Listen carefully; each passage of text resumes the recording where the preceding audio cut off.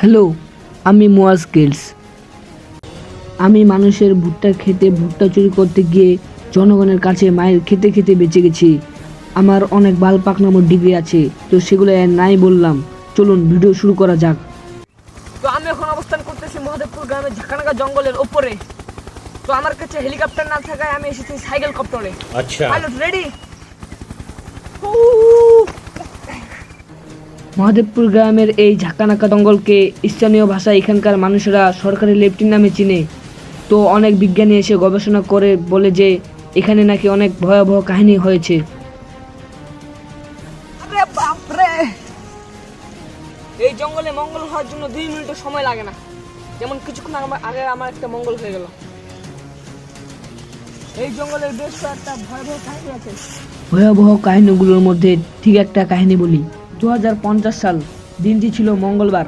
ঠিক দুপুরে মকবুল নামে এক কৃষকের ভুট্টা খেতে শহর থেকে আসা 2টি হিংস্র প্রাণী ভুট্টা ক্ষেতের ভিতরে হিংস্রভাবে মারামারি করতে থাকে।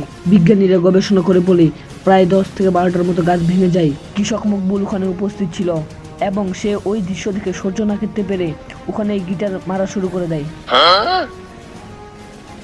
তো আমি এখন হচ্ছে খুব আতঙ্কে, না জানি ওই হিংস্র প্রাণী আমার সামনে না পড়ে যায়।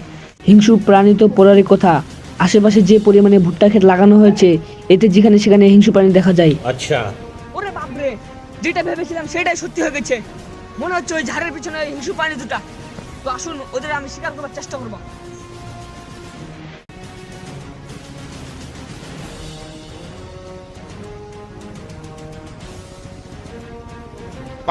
কি করে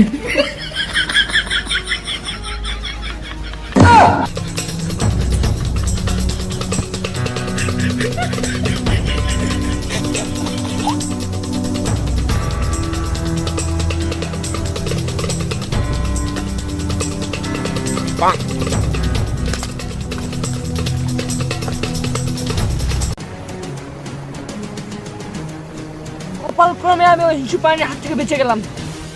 ভাগ্যেশ ওই কৃষক মুখগুলোর মতো আমার তো দাঁড়ায়নি, নাহলে আমাকে ওগুলো করতে হতো। তো এই মুহূর্তে আমি এসে গেছি মহাদেবপুর গ্রামের বারোমণি পুলে। ওই পাহাড়টি উঠতে পারলে মনে হচ্ছে আমি জনগোষ্ঠী দেখা পাবো।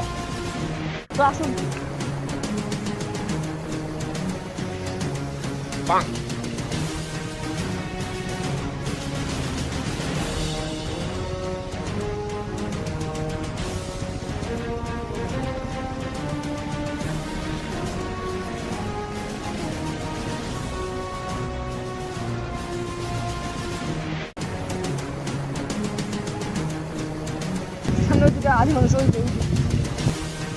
আদি মানুষ, এরা এখানকার স্থানীয় বাসিন্দা।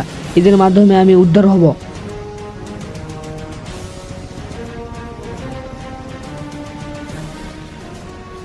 What's your name, bro?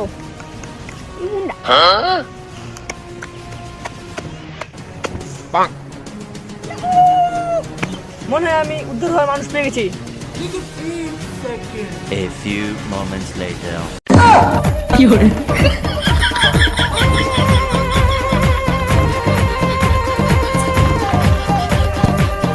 মনে হয় আমি আর এখান থেকে বেঁচে ফিরতে পারবো না। তো পার্ট 2 পেতে সাবস্ক্রাইব করুন, কমেন্ট করুন এবং পাশে থাকুন।